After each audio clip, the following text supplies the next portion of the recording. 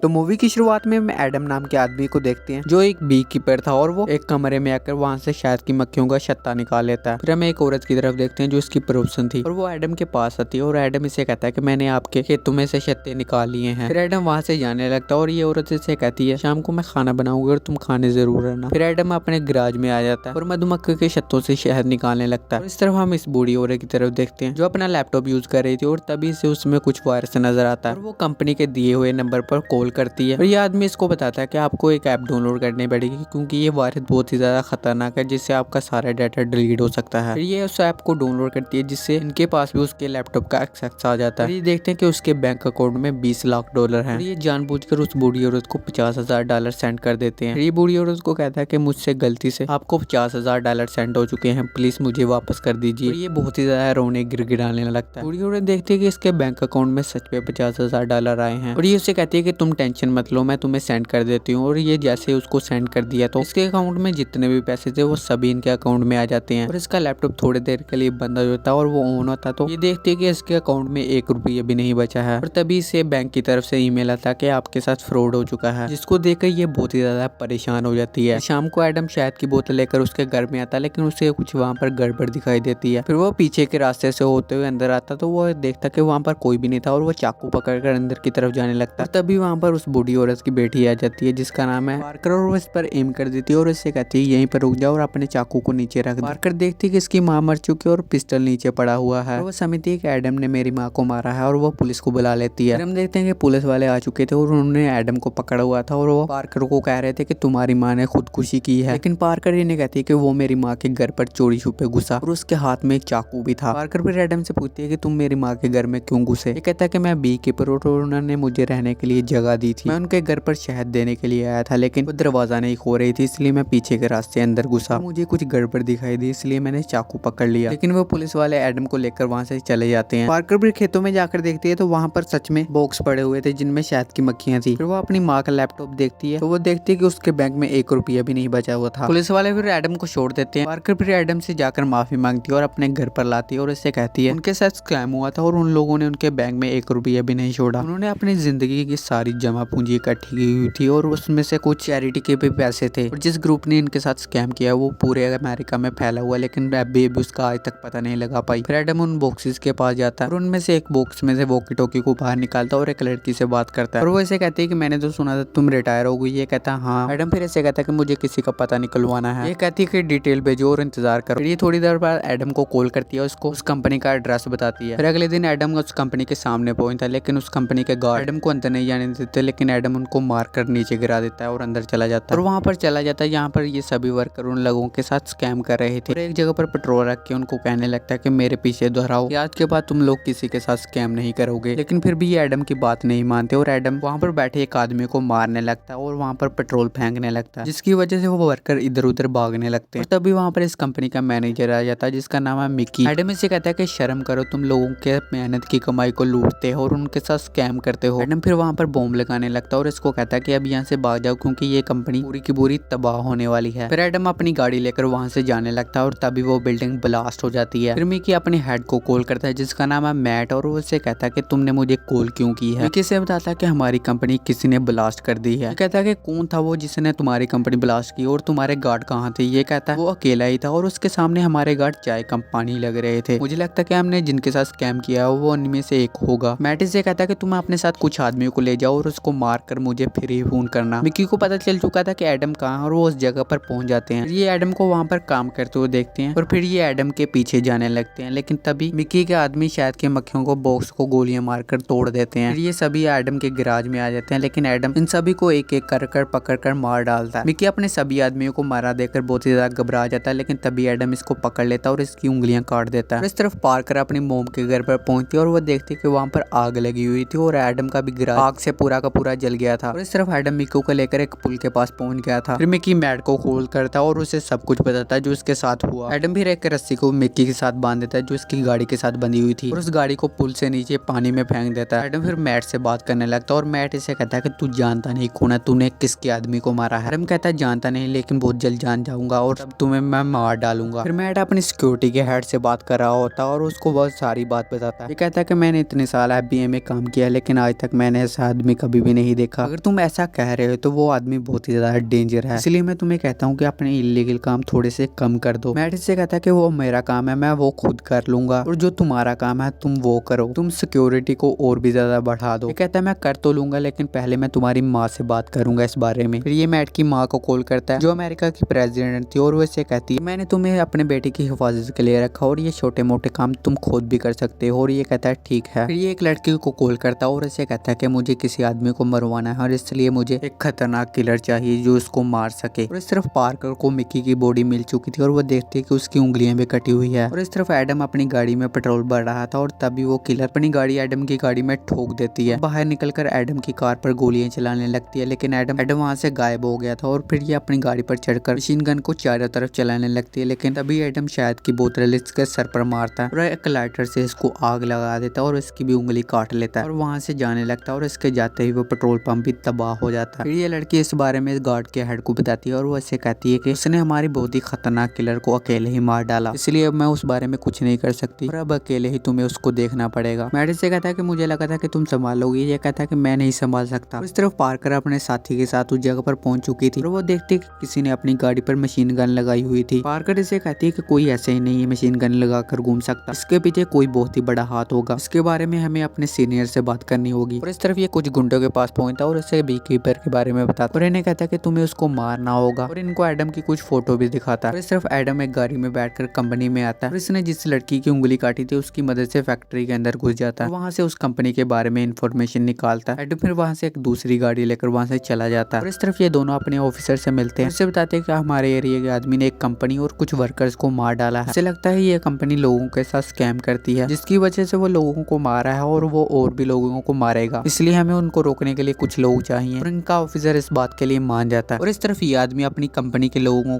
को लूटना और उनके साथ स्कैम करने के बारे में बता रहा था और तभी ये आदमी वहां पर आ जाता है जिसे इस आदमी ने भेजा था और ये इसको कहता है कि तुम्हें ये जगह जल्दी से खाली करनी पड़ेगी क्योंकि हमें लगता है कि वो बी कीपर इस जगह पर हमला करेगा इसलिए। लेकिन ये आदमी जगह खाली करने से मना कर देता है और मैट से इसकी बात करवाता है। मैट इससे कहता है कि मुझे उस जगह से बहुत ही ज्यादा पैसा आता है, अगर वो बंद हो गई तो पैसा आना भी बंद हो जाएगा, इसलिए तुम बाहर जाकर सिक्योरिटी का इंतजाम पूरी तरह कर दो। सिर्फ एडम इनके पास पहुंच चुका था और इन्हें कहता है कि मैंने फायर फाइटर को कॉल कर दिया और वो यहाँ पर जल्दी आ जाएगी क्योंकि यहाँ पर आग लगने वाली है। ये लोग पहचान जाते हैं कि ये तो वही बी कीपर है और उसको मारने लगता है, लेकिन एडम इन सभी लोगों को मारकर कंपनी के अंदर आ जाता है और इनको कहता है कि अगर कोई मरना नहीं चाहता तो 2 मिनट में यहाँ से गायब हो जाओ। ये कहता है कि यहाँ से कोई भी गया तो उसे नौकरी से निकाल दिया जाएगा, लेकिन सभी लोग वहाँ से भाग जाते हैं। तभी ये आदमी और इसके साथी वहाँ पर आ जाते हैं और एडम पर गोलियां चलाने लगते हैं, लेकिन एडम मौका देखकर वहाँ से भाग जाता है। आदमी भी एडम के पीछे जाते हैं, लेकिन एडम एक एक करके इन सभी लोगों को मार डालता है। एडम फिर लिफ्ट में जाते हैं और ये आदमी लिफ्ट पर गोली चलाने लगता है, लेकिन एडम उस लिफ्ट की रस्सी काट देता है जिससे वो सभी लोग लिफ्ट के नीचे आकर मर जाते हैं। एडम आकर इसको मारने लगता है और इससे मैट के बारे में पूछता है और इसके मुंह पर स्टेपलर की पिन लगाना शुरू हो जाता है। एडम फिर उससे बूढ़ी औरत की इसे फोटो दिखाता है और इसे कहता है कि तुम लोगों ने उसके साथ भी स्कैम किया जिसकी वजह से उस औरत ने खुदकुशी कर ली और अगर अब तुमने अपने बॉस के बारे में नहीं बताया तो मैं तुम्हें मार डालूंगा। फिर ये इसको मैट की फोटो दिखाता है और इसे कहता है कि वो बहुत ही ज्यादा खतरनाक लोग हैं। एडम इसे कहता है कि शहद निकालते वक्त हमारा सामना मक्खियों की रानी से भी हो जाता है, वो भी बहुत ही ज्यादा खतरनाक होती है, लेकिन मैं उससे भी नहीं छोड़ता। और तभी वहाँ पर पार्कर आ जाती है अपने साथियों के साथ। एडम फिर जाकर पिलर के पीछे छुप जाता है और पार्कर को बताता है कि यही तुम्हारी माँ की मौत के जिम्मेदार हैं। एडम ये कहकर फिर वहाँ से भाग जाता है और इस तरफ ये दोनों एक पार्टी में बैठे हुए थे और तभी से कॉल आती है और कॉल बंद करके ये मैट को लेकर साइड पर आ जाता है और इसे कहता है तुम्हारी उस कंपनी को FBI ने अपने अंडर ले लिया है, इसलिए ये बात तुम्हारी माँ को तुम्हें बतानी होगी। ये अपनी माँ को सारी बात बताता है और इसे कहता है कि मैं थोड़े दिन के लिए आपके पास रहने आ रहा हूँ। और इस तरफ पार्कर अपने साथी को कहते हैं कि हमें पता चल चुका है कि ये सभी काम एडम कर रहा है और अब वो मैट को मारना जाएगा क्योंकि सभी स्कैम कंपनियों के पीछे डेनफोर्थ कंपनी का नाम जुड़ा था और इन बुरे कामों में मैट की माँ भी इसका साथ देती है, लेकिन उसकी माँ को ये नहीं पता कि वो बूढ़े लोगों को लूट कर ये सारे पैसे कमाता है। और ये सारी बातें वो अपने ऑफिसर को भी बताते हैं कि डेनफोर्थ का सॉफ्टवेयर बहुत ही ज्यादा तगड़ा है जिससे वो बूढ़े लोगों की इन्फॉर्मेशन लेकर उनके साथ स्कैम कर देते हैं, लेकिन इसके बारे में हम तो इन लोगों को ही पता। ऑफिसर कहता है बाकी सब मैं देख लूंगा और अब तुम्हें पता है कि तुम्हें क्या करना है। फिर अगले दिन पार्कर और सभी सिक्योरिटी गार्ड व्हाइट हाउस की सिक्योरिटी में लग जाते हैं और इस तरफ इस आदमी ने भी एक खतरनाक किलर को बुलाया था एडम को मारने के लिए। व्हाइट हाउस के अंदर ट्रक जा रहे थे, तभी एडम गटर का ढक्कन खोलकर ट्रक को नीचे से पकड़ लेता है। ट्रक को नीचे से देखने के लिए एक गार्ड आता है तो एडम उसको मारकर उसके कपड़े उतारकर खुद पहन लेता है, उसको ट्रक को उसी जगह पर रखकर खुद बाहर आ जाता है और बाकी सभी गार्ड के साथ मिल जाता है और एक गाड़ी पर बॉम्ब लगा देता है और एक साइड पर जाकर गार्ड के कपड़े उतारकर दूसरे कपड़े पहन लेता है। पार्टी में जाकर इधर उधर देखने लगता है, लेकिन तभी पार्कर इसे देख लेती है और इसके पीछे जाने लगती है। वो किलर भी इसके पीछे आ जाता है और इसको घेर लेते हैं। इस तरफ मैट की मम्मी इसके पास आ जाती है और इससे कहती है कि क्या चल रहा है, मुझे तुम्हारे गार्ड ने बताया कि तुम्हें कोई मारने के लिए तुम्हारे पीछे पड़ा हुआ है। तभी वहाँ पर FBI का ऑफिसर आ जाता है और वो इनको कहता है कि तुम्हारी कंपनी जो डेनफोर्थ है उसके नीचे जितनी भी कंपनी काम कर रही है वो लोगों के साथ स्कैम और फ्रॉड करके पैसा कमा रही है। मैट की माँ इससे पूछती है कि ये बात सच है। ये कहता है कि ये बात सच है, जो आपको फंड आता है वो इसी कंपनी से आता है। इस तरफ उस गाड़ी का बूम ब्लास्ट हो जाता है और एडम इसका पिस्टल पकड़कर इन सभी लोगों को मारकर व्हाइट हाउस के अंदर घुस जाता है। मैट अपनी माँ को कहता है कि जो आप हर बार इतने पैसे मांगती थी मैं इन्हीं कंपनी से लेकर आता था जो लोगों के साथ फ्रॉड और स्कैम करती है। कहती है कि मैं अपनी कंट्री की प्रेसिडेंट इसलिए नहीं बनी थी, मैं लोगों का लूटा हुआ पैसा इकट्ठा करूंगी। ये बात मैं सभी लोगों को बता दूंगी और तुम भी मेरे साथ बताओगे, उसके बाद जो होगा देखा जाएगा। इस तरफ एडम इन सभी लोगों को मारकर ऊपर आ जाता है, लेकिन तभी वहाँ पर गुंडा आ जाता है और वो गुंडा एडम को मारने लगता है। लेकिन एडम भी बहुत ही ज्यादा खतरनाक लौंडा था और वो इस गुंडे को मार डालता है। एडम उस रूम के पास पहुंच गया था और उसका दरवाजा खोलने लगता है, लेकिन तभी वहाँ पर ये आदमी आ जाता है। ये एडम को कहता है कि तुम ऐसा नहीं करना चाहिए, लेकिन एडम इसका हाथ तोड़कर इसको साइड पर कर देता है। बहुत ही ज्यादा घबरा गया था और वो FBI के ऑफिसर को गोली मार देता है। तभी एडम ब्लास्ट करके अंदर आ जाता है और मैट अपने आप को बचाने के लिए अपनी माँ पर एम कर देता है। तभी वहाँ पर पार्कर और इसके लोग भी आ चुके, लेकिन एडम फिर भी इसके पट्टा से हेडशॉट मारकर वहाँ की खिड़की तोड़कर बाहर कूद जाता है। पार्कर फिर एडम पर एम कर देती है, लेकिन वो उसे कुछ नहीं कहती और एडम वहाँ से चला जाता है। और यहाँ पर आकर रेस से स्विमिंग सूट निकालता है, उसको पहनकर वहाँ से चला जाता है और ये मूवी यहीं पर खत्म हो जाती है। Thanks for watching.